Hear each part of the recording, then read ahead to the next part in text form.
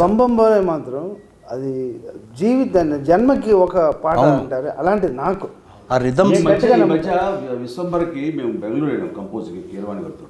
వెళ్ళిన తర్వాత ఒక భక్తి సాంగ్ ఏదో కావాల్సి వస్తే బంబం బోల్ లాంటి సౌండింగ్, బంబం బోల్ లాంటి ఒక వైబ్రెంట్ సౌండింగ్ తోటి కావాలని విశ్వంబర్ డైరెక్టర్ బై సిస్టర్ పట్టుబట్టి ఇస్తానయా నీకు అని కీరవాణి గారు అద్భుతంగా ఇచ్చారు. రాముడు అది చూడబోతున్నాం.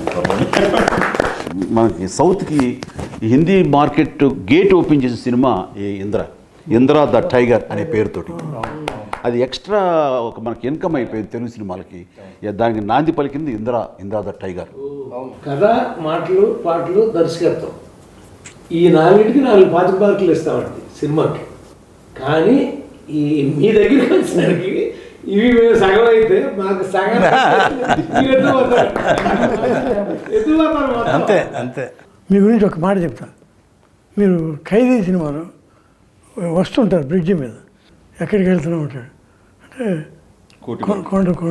కోటిపల్లి ఓహో అని వెళ్ళిపోతుంటాడు.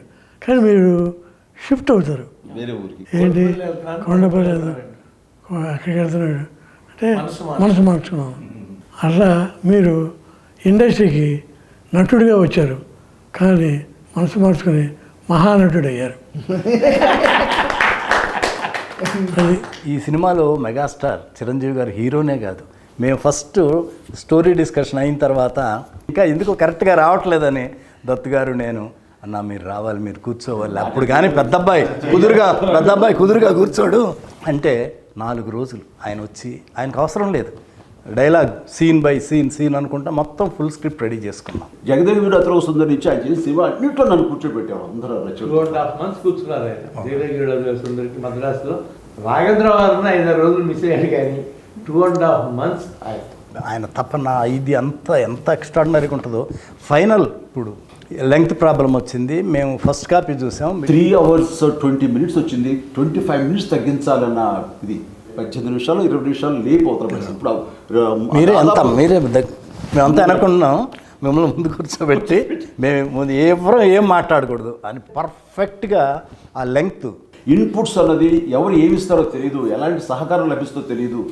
ఒక బ్రెయిన్కి 2 బ్రెయిన్లు గొప్పవి, 2కు 3 బ్రెయిన్లు ఎప్పుడు గొప్పవి. అది నమ్మినటువంటి మనిషి గొప్ప.